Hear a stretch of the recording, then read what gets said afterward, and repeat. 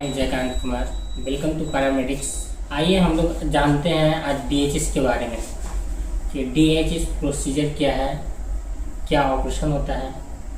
सबसे पहले तो हम पेशेंट ओटी में लेते हैं तो सबसे पहले जो पोजिशनिंग करते हैं तो पोजिशनिंग स्पाइन ट्रैक्शन पोजीशन नहीं होता है।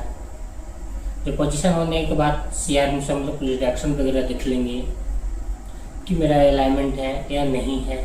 उसके बाद अलाइनमेंट होने के बाद हम लोग स्क्रब करते हैं, सेवलॉन से बीटाडीन से 10% स्क्रब करते हैं। आइए हम लोग स्क्रब कहाँ से कहाँ करते हैं वो जानते हैं। अम्ब्राइकल से टिबिया 1/3 प्रॉक्सिमल तक हम लोग स्क्रब करते हैं। उसके बाद स्क्रब करने के बाद हम लोग ड्रैपिंग करते हैं, पेंटिंग करते हैं। सिर्फ बीटाडीन से पेंटिंग करते हैं 10% से।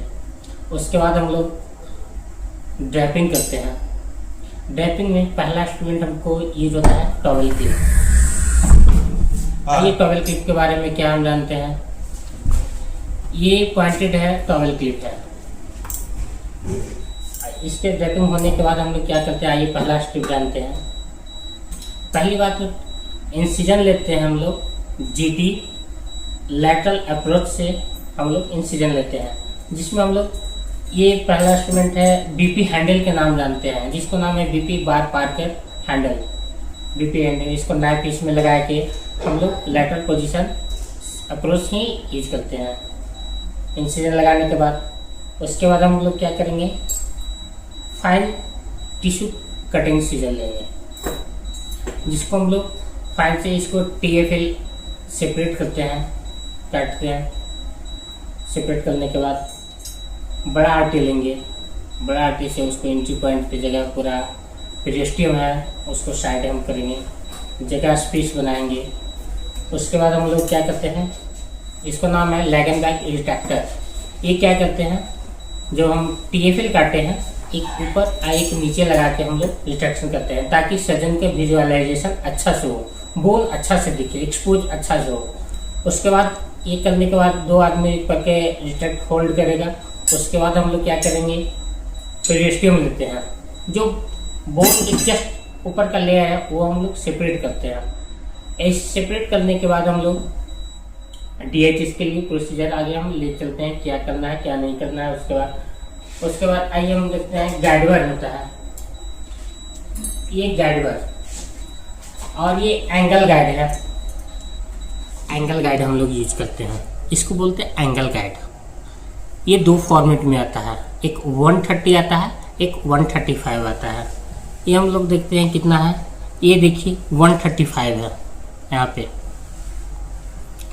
तो एंगल गाइड रखने के बाद जब देख लेते हैं कि मेरा सही पोजीशन है, तो हम लोग ये गाइडवर है, इसको गाइडवर बोलते हैं।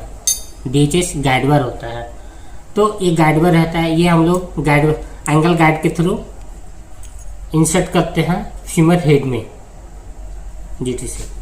ये ड्रिल मशीन है, इसको आइए हम लोग खोलते हैं। देखिए खुल रहा है ये। इसको जस्ट अपोजिट करेंगे तो लॉक होगा, जैसे ये हम गाइडवर इंसर्ट किए। देखिए अपोजिट साइड कर रहे हैं। चलिए गाइडवर हो जाने के बाद हम लोग क्या करते हैं, ये एंगल गाइड था। जब होल्ड करने के बाद हम लोग देखते हैं कि गाइडवर मेरा सही जाता है। सेंटर ऑफ ये हेड नेक के बीच में जा रहा है कि नहीं। जब ये जाते हैं तो हेड में जाना चाहिए, फीमर हेड में, सेंटर में। अगर सेंटर में ये चला गया तो एपी में, तो लैटरल करके सीआर मशीन से हम लैटरल में भी कंफर्म करते हैं कि मेरा हेड कहीं बाहर तो नहीं है गाइडवर। अगर बाहर रहेगा तो हम डायरेक्शन चेंज करके उसको सेंटर में लाएंगे। सेंटर में ला देने के बाद अगला स्टेप हम लोग क्या करते हैं, ड्रिल करने से पहले हम लोग डेप्थ गेज यूज करते हैं। कितना हम लोग ड्रिल करते हैं वो हम आइए पहले हम डेप्थ गेज यूज करते हैं। तो डेप्थ गेज गाइडवर के थ्रू ही हम लोग यूज करेंगे। देखिए ठीक है। बाय द वे हमको करना है, यहाँ तक आ रहा है। बोन का जो हेड जीटी की तरफ होता है, जीटी और एलटी के बीच में जो बटेक्स होता है यहाँ पे आपको अब देखना है मेजरिंग कितना आ रहा है, तो यहाँ देखिए यहाँ 90 आ रहा है, 90 यहाँ तक, ये मेरा ये है तो 90 है, तो 90 तक ही हम लोग डील करेंगे। आइए हम लोग इसका रिमर देखते हैं कैसा होता है। इसमें भी कंफ्यूजन हो जाता है। इसके ऊपर एक ऐसा एक और है, DCS है और DHS है, दोनों में फर्क होता है। DHS होता है डायनेमिक हीट स्क्रू होता है, और DCS का मतलब होता है डायनेमिक कंप्रेशन स्क्रू होता है। DHS में दो वेरियस एंगल जाता है, अभी आपको बताए थे 130 होता है और 135 होता है। ये एंगल गाइड है, ये एंगल गाइड अब जहाँ भी है आप कर सकते हैं यूनिवर्सल। आप इसको खींचिएगा है, उसके बाद आप कहीं भी कर सकते हैं। हल्का टाइट है, देखिए 130 पे लाना है, 130 पे करके इसके बाद एंगल गाइड से आप गाइड वर से जा सकते हैं। इसको भी एडवांस की तरह है, ये आपको एक एंगल गाइड से चला जाता है। और इसमें क्या है, ये 135 है, तो इसी तरह एक और होगा 130 है, ठीक है। पर ये है 130 भी कर सकते हैं, 135 भी कर सकते हैं, 125 भी कर सकते हैं, ये एंगल गाइड के हैं, ठीक है। आइए अब रिमर के बारे में जानते हैं। अभी हम आपको बताएं DCS और DHS दोनों में क्या फर्क होता है। एक DCS है, एक DHS है। आइए DCS का दिखाते हैं। देखिए यहाँ पे लिखा हुआ है प्रिंटेड DCS, ठीक है, और DHS भी लिखा होगा, देखिए कहीं DHS है, यहाँ पे लिखा हुआ है DHS, ठीक है। दोनों में फर्क यही है कि DHS हो गया ट्रिपल रिमर हो गया। अब ट्रिपल रिमर इसको कैसे हम बोल सकते हैं, एक ही रिमर है तो हम ट्रिपल रिमर बोल नहीं सकते हैं। ये डबल एंगल हो गया, इसको भी कितने सर्जन लोग बोलते हैं ट्रिपल रिमर ही बोलते हैं, DCS का भी।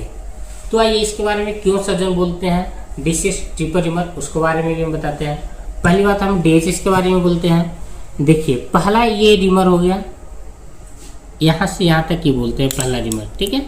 इसके बाद ये दूसरा रिमर हो गया, और ये जो हेड तक यहाँ चला गया इसको तीसरा रिमर बोलते हैं, इसीलिए ट्रिपल रिमर बोलते हैं, ठीक है। और इसके बाद DCS हो गया। DCS में देखिए क्या है, स्लाइडिंग करना है तो पीछे हम इसको खोलेंगे, दोनों में प्रोसेस है, DHS में भी है और DCS में है। तो देखिए खोलने के बाद ये आ गया। अब ये DCS में देखिए ये फर्स्ट हो गया, ये सेकंड हो गया।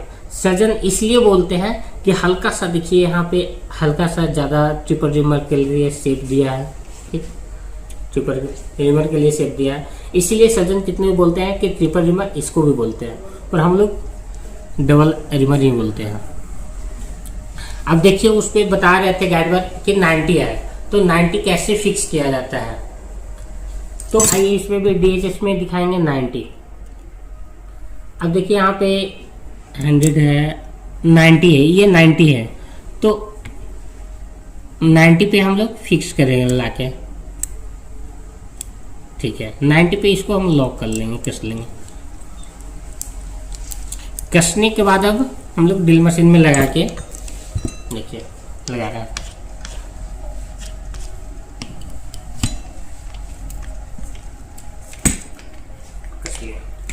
और एंगल गाइड उसमें से गाइडवेयर से हम निकाल लेंगे एंगल गाइड। उसके बाद हम गाइडवेयर के थ्रू ही हम रिम करेंगे ताकि डायरेक्शन मेरा सेम हो, इसी के द्वारा रिम करेंगे, ठीक है। रिम हो जाने के बाद इसको फिर हम छोटा करेंगे ताकि ये ट्रिपल रिमर भी हो जाए। ट्रिपल रिमर नहीं जाता है फर्स्ट टाइम में, डबल नहीं जाता है, तो इसको और हम छोटा करके इसको फिर हम छोटा करके फिर हम इसको ड्रिल करेंगे ताकि ट्रिपल रिमर यहाँ तक ड्रिल हो जाए। अब यहाँ तक ड्रिल होने के बाद अब देखते हैं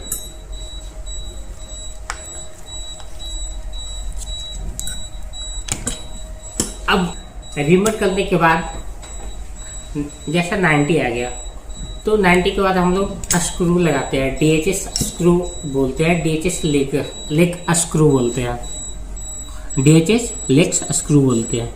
और ये स्क्रू को हेड को हम खोल लेते हैं, इसके बारे में हम बताते हैं। बाद में बताएंगे। कंप्रेशन स्क्रू भी बोलते हैं इसको, और मेन इसका नाम है रिचर्ड स्क्रू इसको बोलते हैं। आइए हम लोग 90 पे, ये हो गया screw driver, DHS screw driver, पूरा कैलकुलेटेड ही है, ठीक है। तो आइए हम लोग सबसे पहले क्या करते हैं, स्क्रू लगाते हैं। अब वही गाइड वायर के थ्रू हम लोग होल्ड करते हैं, पूरा 90 तक हम लोग लगा लेते हैं। जब ये पूरा अंदर चला जाता है तो हम लोग स्क्रू फिक्स हो जाता है, तो हम लोग गाइड वायर स्लाइड करके निकाल लेते हैं। अब इसके बाद हम लोग DHS प्लेट लगाते हैं, DHS प्लेट। तो वो यहाँ पे भी ये मेजरिंग डिपेंड करता है कि हमने गाइड एंगल कौन सा यूज किए हैं, कितना का यूज किए हैं। 130 किए हैं तो 130 DHS प्लेट लगाएंगे, सॉरी, और 135 किए हैं तो 135 का प्लेट लगाएंगे। इस पे भी डिपेंड करता है DHS। ये देखिए DHS प्लेट है, देखिए 135 है और 130 भी 130 प्लेट है। अब ये दोनों में हम दो क्यों रखे हैं, इसमें भी हम आपको बताते हैं कि क्यों, पर्पस क्या है, ये सब होल। पर्पस ये है कि एक 135 है, ये 130 है, 135 है, इसको हम लोग बैरर बोलते हैं, बैरर। और ये इसको बोलते हैं लंबा है, लॉन्ग बैलर हो गया, ये हो गया शॉर्ट बैलर। डिपेंड करता है हेड और नेक के बीच में कितना ज़्यादा डिस्टेंस है, कितना लेंथ है, वो हिसाब से हम लोग ये प्लेट डिसाइड करते हैं कि शॉर्ट बैलर लगाना है या लॉन्ग बैलर लगाना है। तो हम लोग आइए 135 का जब रिमर किए, ये किए, तो हम लोग बाद में इनकेस लॉन्ग DHS प्लेट ही लगाएंगे। तो आइए हम लोग लगाते हैं। पहली बात है कि जब ये होल्ड है तो पहले इसका डायरेक्शन देख लेंगे, ऐसे नहीं लगेगा, ऐसे नहीं लगेगा। जब भी हम करेंगे तो ऐसे स्लाइड करके, ऐसे करके लगा के ऐसे हम पिन घुमा सकते हैं बोन पे। ये घुमाने के बाद क्या हो गया, अब इसको हम पंच करेंगे। अरे हम पंच दिखाते हैं, ये पंच हो गया, ठीक है, पंच हो गया। अब हमें यहाँ पे फिक्स है, बाद में इनकेस ये मेरा बोन है फीमर का, ठीक है, फीमर का बोन है ये, आइए दिखाते हैं, ये फीमर का बोन है और ये हेड है।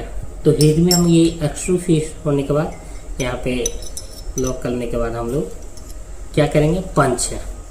तो पंच जैसे इसमें तो ये सट नहीं रहा है फीमर शाफ्ट में प्लेट, तो हम लोग इसको पंच करके हैमर से ठोकेंगे जब तक ये प्लेट इससे आ नहीं जाए, ठीक है, शाफ्ट में बैठ नहीं जाए। अब शाफ्ट में बैठने के बाद हम लोग क्या करते हैं, ये लुमेंस क्लैंप है, लुमेंस क्लैंप, ये हम ये दोनों में प्लेट और फीमर का शाफ्ट हुआ है, इससे हम लोग ऐसे करके या नीचे पोस्टीरियर से हम इसे पकड़ के इसको हम, यहाँ देखिए लॉक हो रहा है, इसको हम प्रेस कर लेते हैं ताकि मेरा रिडक्शन सही रहे और कंप्रेशन भागे नहीं, ठीक है। कंप्रेशन बना हुआ है, देखिए ये फिर लॉक हो गया, ठीक है, ये सट गया। तो अब हम लोग क्या करेंगे, सबसे पहले अब फीमर का शाफ्ट है उसको हम लोग ड्रिल करेंगे। अब इसमें देखते हैं कि इसमें स्क्रू कौन सा लगता है। जब भी इसमें लगेगा तो कॉटकल स्क्रू लगेगा 4.5 mm का, लॉकिंग नहीं लगेगा। लॉकिंग भी आता है पर लॉकिंग इसमें नहीं लगेगा। जो हम प्लेट लिए है उसमें जब भी लगेगा कॉटकल लगेगा। तो कॉटकल के लिए हम लोग 4.5 के लिए हम लोग 3.5 का या 3.2 का डिलीवरी यूज करते हैं। तो आइए हम लोग 3.2 का डिलीवरी यूज करते हैं, देखिए करके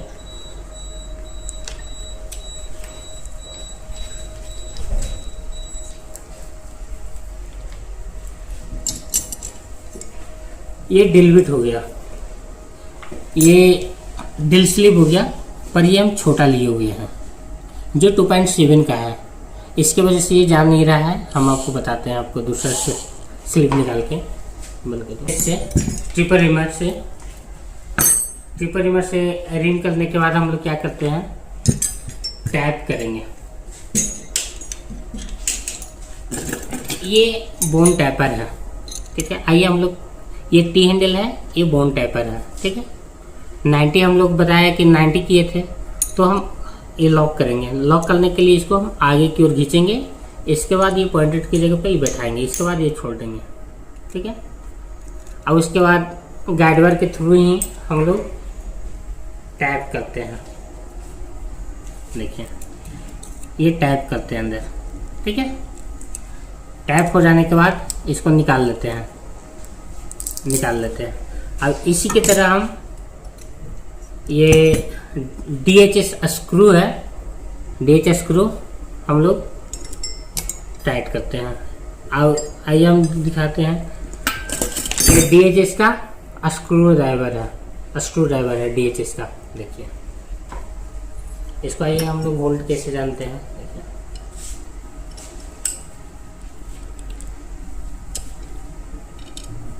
ये 90 का स्क्रू लिया है, 90 से करने के बाद, ठीक है, कर लिए हैं। करने के बाद निकाल लेंगे स्क्रू ड्राइवर। अब हम लोग इसके पहले प्लेट लगाते हैं। प्लेट भी देखिए DHS है 130 135 135 हाँ, ये हो गया 130 135, ठीक है। तो हम लोग 135 से गाइड एंगल से इंसर्ट किए हैं गाइड पर, तो 135 ही लगाएंगे। और डिपेंड करता है कि कब हम लॉन्ग बैरल लगाएंगे, कब लॉन्ग लगाएंगे, कब शॉर्ट लगाएंगे। जब हमारा फीमर का हेड और नेक का लॉन्ग डिस्टेंस देखेंगे कि कितना लंबाई है कितना नहीं, उस हिसाब से लॉन्ग रहेगा तो लॉन्ग लगाएंगे। इसको लॉन्ग बैलर बोलते हैं। और ये शॉर्ट बैलर हो गया, ठीक है। तो अब देखते हैं प्लेट कैसे लगाते हैं। प्लेट लगाने के बाद अब इसके बाद हम लोग क्या करते हैं, पंच करते हैं, ताकि ये जो प्लेट है फीमर का शाफ्ट में जाके बढ़ जाए, फिक्स हो जाए, सट जाए, अटैच जितना नियरेस्ट हो। उसके लिए हम लोग पंच करते हैं, पंच से ठोकते हैं। आइए इसको बोलते हैं पंच बोलते हैं, DHS पंच हो गया। हैमर से हम इसको यहाँ पे पंच करेंगे सीधे, ठीक है। सर डालने के बाद हम लोग क्या करते हैं, एक लुमेंस क्लैंप आता है। लुमेंस क्लैंप के बोन का शाफ्ट और प्लेट जस्ट फोल्ड कर लेते हैं रिडक्शन के लिए। जैसे आइए इसी को नाम है लुमेंस क्लैंप, लुमेंस क्लैंप। अभी हम नीचे से लगा लेते हैं। ये प्लेट हो गया, इसके अंदर ये बोन हो गया, बोन, ठीक है। इसको होल्ड कर लेते हैं ताकि फ्रेक्चर पकड़ा हुआ रहता है। अब इसके बाद हम लोग क्या करते हैं, आगे हम फीमर का प्लेट को फिक्स करते हैं। ये देखिए इसमें देखते हैं, ये जितना भी हॉल है ये सब कॉटकल के लिए ही हॉल है। इसमें लॉकिंग स्क्रू नहीं लग सकता है, जब भी लगेगा तो कॉटकल स्क्रू ही लगेगा, क्योंकि लॉकिंग है इसमें है ही नहीं। लॉकिंग भी आता है पर ये हमारे पास जो भी है कॉटकल के लिए है। तो कॉटकल इसमें पहली बात हम देखते हैं एडल्ट में कितना लगाते हैं। एडल्ट में जब भी लगाते हैं तो 4.5 का स्क्रू लगाते हैं, 4.5 का स्क्रू लगाते हैं। तो 4.5 के लिए कौन सा हमको ड्रिल बिट चाहिए, कितना mm का चाहिए, वो आइए हम बताते हैं। 4 mm का 4.5 के लिए मात्र 2 ड्रिल बिट चाहिए, एक 3.2 चाहिए और एक 3.5 चाहिए। मैक्सिमम 3.5 से आप ड्रिल कर सकते हैं। तो आइए हम 3.2 का से ही जाते हैं। ये 3.2 है तो हम ये लगाते हैं।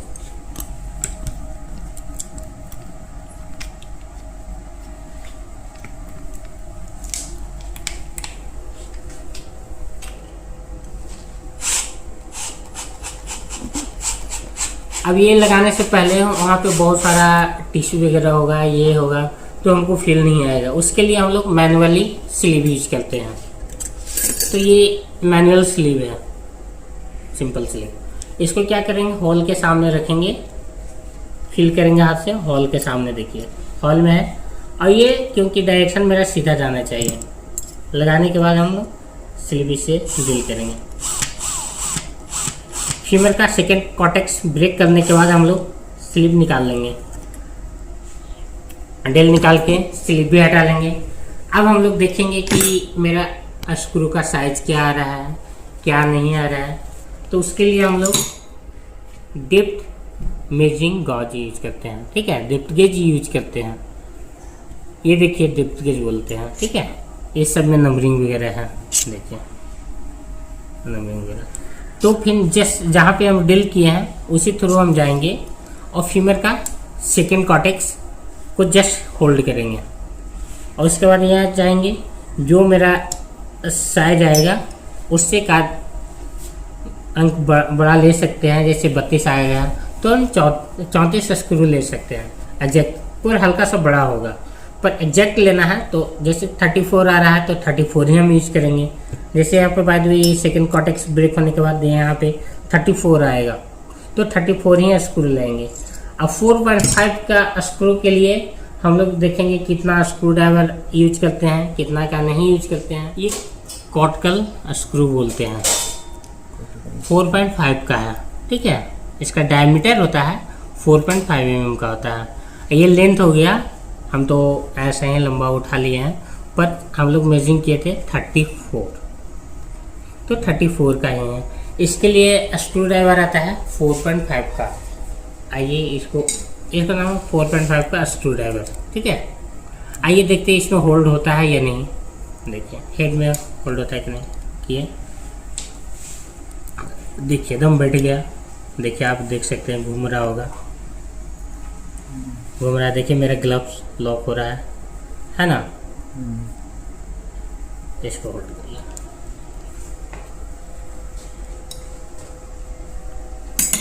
अब ये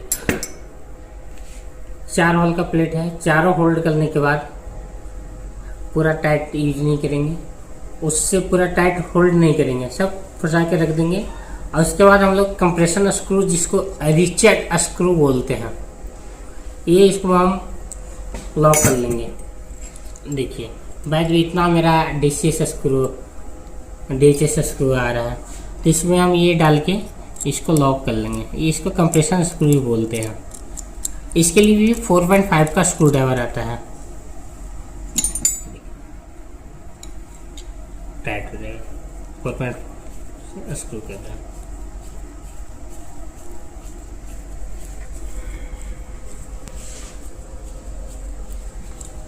टाइट हो रहा है, देखिए चला गया अंदर। आइए भी जस्ट पूरा होल्ड नहीं करिए, इसके पहले हम चारों ये अच्छे से होल्ड लॉक कर लेंगे, ठीक है।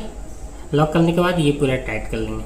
उसके बाद हम लास्ट व्यू होता है तो AP लाइटर करके देख लेंगे मेरा अलाइनमेंट सही है या नहीं है, सर्जरी परफेक्ट हुआ है कि नहीं हुआ है।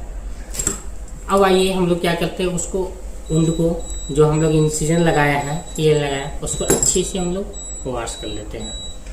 बीटाडीन, पेरोक्साइड वगैरह, पेरोक्साइड, NA से हम लोग अच्छे से वॉश कर लेते हैं। उसके बाद जो भी टिश्यू वगैरह डैमेज हुआ है उसको हम लोग फाइन सीजर और डिसेक्टिंग फोर्सेप पकड़ के होल्ड करके हम लोग उसको अलाइनमेंट काट लेते हैं। ये फाइन सीजर हो गया। आइए डिसेक्टिंग टूथ फोर्सेप हो गया। ये एक प्लेन फोर्सेप भी आता है, एक टूथ फोर्सेप होता है। हम लोग यूज कर रहे हैं टूथ फोर्सेप, ठीक है। डिसेक्टिंग फोर्सेप भी बोलते हैं इसको। ये काटने के बाद फिर हम लोग का यूज पड़ेगा लैग एंड बैक रिट्रैक्टर का, क्योंकि अंदर वाला लेयर को क्लोज करना है, स्विचिंग करना है, तो इसके लिए आएगा। फिर से दोबारा यूज होएगा इसको फिर रिट्रैक्ट करके टेंसा फासा लाटा जो है TFL बोलते हैं, उसको अच्छे से क्लोज कर लेते हैं। उसके लिए आपको नीडल होल्डर चाहिए और वाइट हम लोग यूज करते हैं। 1 नंबर वाइट से हम लोग यूज कर लेते हैं। स्विचिंग करने के बाद हम लोग सबकट लगाते हैं। शॉर्टकट करने के लिए हम लोग 20 वाइक्रिल यूज करते हैं। ज़्यादा फैट वगैरह है, ये है, तो 1 नंबर से भी हम लोग कर सकते हैं। इंसिजन क्लोजर के लिए हम लोग चाहे आप स्टेपलर यूज कर लीजिए, स्टेपलर यूज करते हैं, और नहीं तो इथलॉन होता है, इथलॉन 20 से हम लोग स्विचिंग कर लेते हैं। ठीक है, उसके बाद हम लोग ड्रेसिंग वगैरह करके पेशेंट को ओटी से बाहर शिफ्ट कर देते हैं।